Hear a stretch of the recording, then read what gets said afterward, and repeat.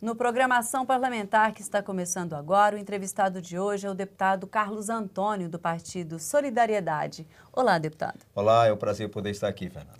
Deputado, que bom recebê-lo aqui mais uma vez e hoje a gente vai tratar de um assunto específico, que são as eleições unificadas para conselheiros tutelares. Como é que está esse processo que o senhor vem acompanhando? Primeiro é preciso ser dito que foi um avanço, foi uma conquista a gente ter a eleição para o Conselho Tutelar no mesmo dia em todos os municípios brasileiros. Muito embora, talvez por ser a primeira eleição, ela não acontece no formato que deveria e com a atenção que deveria da Secretaria Nacional dos Direitos Humanos, que deveria ter feito uma campanha no rádio, na televisão, anunciando, e pedindo e alertando a comunidade da importância de se ir votar no conselheiro tutelar. A coisa ficou muito solta, mas é importante, já é uma conquista. E aqui fica o nosso apelo para que a comunidade possa ir votar, embora não seja obrigatório. Escolha o conselheiro da sua preferência, vá lá votar. Existem municípios que se pode votar em mais de um, até em número de 5. Então escolha os melhores para que a gente tenha pessoas qualificadas na defesa da causa da criança e adolescente. Deputado, é a primeira vez no Brasil que ocorre essas eleições unificadas. Vamos falar a respeito disso? Olha, antes acontecia assim, cada município estipulava a sua data para a realização da sua eleição, fazia o edital ao seu modo, da maneira que entendia que deveria ser. Hoje não, hoje existe um norte, existe uma data estipulada para a eleição em todos os municípios. Eu reputo como extremamente importante, ou seja, e dá aquele chamamento que o conselheiro tutelar merece para as eleições. Muito embora a gente perceba que não é uma eleição que tem a liberdade de divulgação, não tem a liberdade de expressão que deveria ter, não tem o espaço de divulgação que deveria ter. Mas eu acho que por ser a primeira vez, eu acho que tudo aquilo que foi cometido de engano, não vou nem falar de erro, de engano nessa eleição, certamente daqui a 4 anos, porque é outra mudança que nós temos. Antes o conselheiro tutelar tinha um mandato de 3 anos, vai ter agora de 4 anos. Imagino que daqui a 4 anos nós teremos uma eleição muito melhor praticada, com mais ações direcionadas à divulgação dos trabalhos dos conselheiros tutelares. Deputado, o senhor falou de divulgação. Na verdade, a gente não vê essa discussão entre a comunidade, os participantes de um setor, de um bairro. O senhor acredita que depende mesmo dessa divulgação maior desse trabalho dos conselheiros? Sem dúvida. Eu acho que a Secretaria Nacional ela deveria ter chamado para si a responsabilidade dessa divulgação, ter um mecanismo para que os meios de comunicação pudessem abrir um espaço, não digo para uma propaganda velada, mas pelo menos para o chamamento do eleitor para que ele pudesse votar. Eu acho que isso ainda foi uma falha, que a gente entende nesse processo atual. Uma outra falha que eu entendo que deve ser corrigida para as próximas eleições. Eu acho que o edital ele tem que ser nacional, ele não pode ser municipal como é hoje. Cada município faz o seu edital ao seu modo, a maneira que muitas das vezes o CMDCA no município entende. Às vezes ele quer prejudicar um conselheiro que já está atuando, ele faz um edital que impeça aquele conselheiro de se candidatar. Então, eu acho que tem que ser também unificado o edital para as eleições do Conselho Tutelar. Mas pelo menos quero aqui bater nessa tecla. Já é um avanço. A gente ter essa eleição nesse molde que está acontecendo já é um avanço para os conselheiros tutelares. Deputado, vamos falar um pouco a respeito da importância do conselheiro tutelar no município. Olha, basta dizer que o conselho atua na proteção da criança e adolescente. Embora, como não houve uma transição do antigo juizado de menores para o conselho tutelar, um era um órgão de punição, o outro já é de proteção, a própria sociedade não entende qual é, de fato, o trabalho do Conselho Tutelar. O Conselho Tutelar não veio para substituir o pai, não veio para substituir a mãe, não veio para criar o filho de ninguém. Veio para protegê-lo na necessidade de acesso à educação, à saúde, ao lazer, à família digna, entre outras coisas que o próprio Estatuto da Criança e Adolescente. Então, a atuação do Conselho Tutelar, eu digo isso com toda a tranquilidade do mundo, é muito, infinitamente mais importante do que muitas secretarias que existem nos municípios. Deputado, a gente vai para um breve intervalo e volta em instantes conversando um pouco mais com Carlos Antônio, do Solidariedade.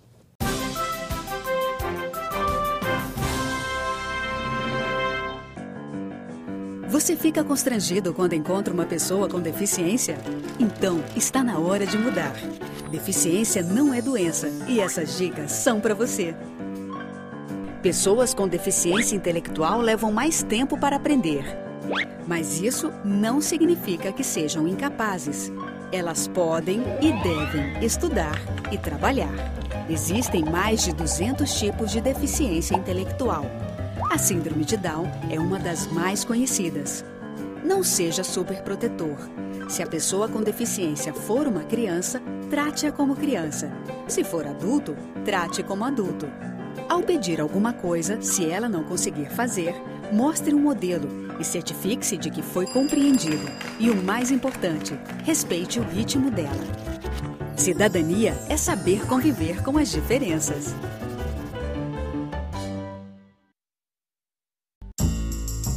Agentes políticos respondem por crimes de responsabilidade e improbidade administrativa. Quando comprovada a má-fé, a lei de improbidade pune o mau gestor, que perde a função pública e os bens adquiridos ilegalmente. Ele tem os direitos políticos suspensos, além de pagar multa e ficar proibido de receber benefícios e incentivos fiscais.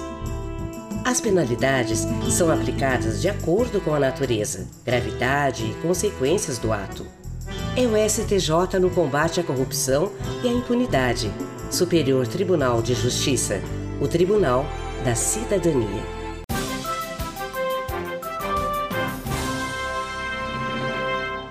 De volta com programação parlamentar, que hoje recebe no estúdio o deputado Carlos Antônio, do Solidariedade. Deputado, a gente falou no bloco anterior a respeito da importância do conselheiro tutelar e vamos destrinchar um pouco mais agora, nesse bloco, sobre, para chegar a esse ponto de ter um conselheiro, esse histórico tão bravo, né, de luta, que foi com o Estatuto da Criança e Adolescente, e agora ter um conselheiro. Vamos falar um pouco mais dessa importância de se ter o conselheiro para auxiliar aí a comunidade. Olha, primeiro, é preciso ser dito que o Conselho Tutelar existe em função do Estatuto da Criança e Adolescente, que deve ser praticado, que deve ser aplicado, e nós sabemos que não o é. Mas o Conselho Tutelar, e aí a figura do Conselheiro Tutelar, vem para dar essa garantia, né? O Conselho Tutelar, ele atua na garantia de direitos à criança e adolescente, que direitos esses que estão bem definidos no Estatuto da Criança e Adolescente. Para quem nos assiste nesse momento, fala, Conselho Tutelar não faz nada. O Conselho... Não, é exatamente porque quem diz isso não tem noção da função do Conselheiro Tutelar. É preciso dizer que o Conselheiro Tutelar, ele não precisa ser chamado na escola quando a criança está brigando. Questão de disciplina, é a própria escola que tem que aplicar. O conselheiro tutelar não pode ser chamado numa residência quando a criança não quer ir para a escola, quando ela não desliga a televisão, quando ela não sai do videogame, porque isso é responsabilidade dos pais. A disciplina é responsabilidade dos pais. A criação dos filhos é responsabilidade dos pais. Aí alguém que está nos assistindo pode dizer assim, mas então, qual é a função do conselheiro tutelar? É garantir o direito à criança e adolescente. Repito, se o seu filho não teve acesso à escola, o Conselho Tutelar tem que fazer prevalecer a lei que determina que nenhuma criança pode ficar fora da escola. Se o seu filho vai a um posto de saúde e ele não tem o atendimento devido, cabe ao Conselho Tutelar fazer com que ele tenha prioridade no atendimento de saúde. Percebo que eu dei 2 exemplos, mas tem N exemplos que podem ser ditos aqui. O que não pode ser imputado ao Conselho Tutelar é a criação do seu filho, é a disciplina do seu filho. Isso fica por conta dos pais, né? Cabe ao Conselho Tutelar a garantia. E olha, se cada pai, se cada mãe soubesse usar o Conselho Tutelar em prol do seu filho, em prol, não é transferindo responsabilidade, que é o que acontece sempre. Não é transferir responsabilidade. Se você conseguir usar o Conselho Tutelar na aplicação da garantia de direitos do seu filho, você vai ver que o melhor parceiro que existe para os pais, para a família, é exatamente o Conselho Tutelar. Todd, vamos falar um pouco a respeito da representatividade do conselheiro. Na capital do estado, são quantos conselheiros? Se não me falha a memória, são 7, se não me falha a memória. E cada um trabalhando aí na Grande Goiânia, buscando aí solucionar as questões da criança e do adolescente. Como é que o senhor vê esse trabalho aqui na capital? Eu acho que falta, e como falta também no interior, falta condição de trabalho. Olha, na capital nós temos conselheiros assim fantásticos, que conhecem bem o Estatuto da Criança e do Adolescente, que têm um amor à causa até excessivo, né? Até excessivo, mas que infelizmente lhe falta condição de trabalho. Nós temos, infelizmente, olha, se nós temos em Goiânia, imagine no interior, falta de estrutura para o trabalho do Conselho Tutelar. O mais lamentável de tudo isso é que as administrações públicas não reconhecem a importância do Conselho Tutelar. Eles entendem que cada dinheiro aplicado no Conselho é gasto e não investimento. E é um erro tremendo essa avaliação. Então, eu posso dizer a você que até o momento, e eu espero que os próximos conselheiros a serem eleitos no dia 4 tenham também esse sentimento, eles são muito dedicados, eles têm um amor à causa muito grande. Agora, lhe falta condição de trabalho. Um ou outro conselho tem uma condiçãozinha melhor, mas na maioria, se você pegar aí 70% dos conselhos tutelares do Estado, e aí a capital, um ou outro tem uma condição melhor, esses conselhos faltam estrutura, faltam condições de atuação ainda melhor, para que de fato sejam protetores na garantia de direitos da criança e do adolescente. Deputado, desde o seu primeiro mandato, o senhor vem batendo nessa tecla, nas condições de trabalho. O senhor visitou vários municípios, acompanhando... 148 ao todo. Exato. Né? Então, um trabalho que o senhor vem desenvolvendo. E agora, depois de ter visto tudo de perto, vamos falar um pouco a respeito da cidade de Anápolis, que o senhor aqui também muito bem representa. Como é que o senhor vê esse trabalho deles lá em Anápolis? Olha, embora a gente reconheça que também exista alguma falha, né? Existe alguma falha, mas Anápolis ainda tem uma condição melhor, né? Anápolis tem uma estrutura que é oferecida pela prefeitura, tem conselheiros também apaixonados pela causa, é uma cidade grande, por ser uma cidade grande tem 2 conselhos, né? Tem o Conselho Leste, tem o Conselho Oeste. Anápolis, por já ter ultrapassado a casa dos 300 mil habitantes, caberia mais um conselho tutelar, e acho que é uma defesa que se deve fazer imediatamente, que Anápolis possa ter mais um conselho tutelar. E é uma cidade que tem muitos problemas também nessa área da criança e do adolescente. Mas lá o conselho tem uma atuação, lá se exigiu, né, na última eleição do Conselho Tutelar, o nível superior para poder ser conselheiro tutelar, quer dizer, é um avanço na aplicação do Estatuto da Criança e do Adolescente. Lá nós temos bacharéis em Direito sendo conselheiros tutelares. Então,